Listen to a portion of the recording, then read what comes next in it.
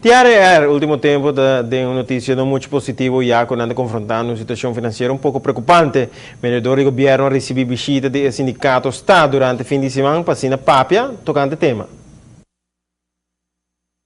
O sindicato Estado nunca pediu várias semanas atrás para tratar ou convocar um referendo para um departamento de TRR. E logo que nós antes de um rato, de uma crise grave que tinha ainda, pero que não é impossível para resolver. Se a companhia haya e pago não correspondente, por isso a crise não está dando mão.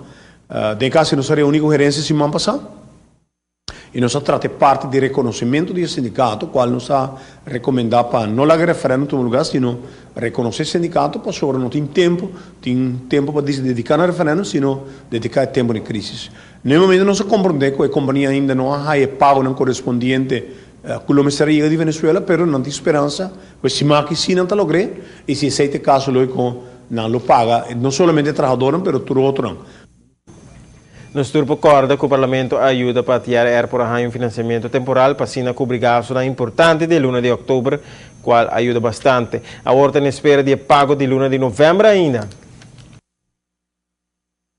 Nós temos compreensão para a situação, não?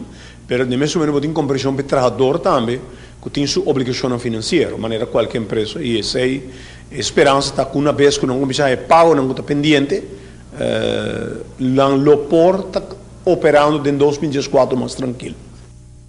Seguro que a situação não está fácil. E tu ainda tem deve não para pagar. O vereador do governo tem de conhecer que, segundo a gerência de companhia, não cumpre que paga em questão de algum dia mais.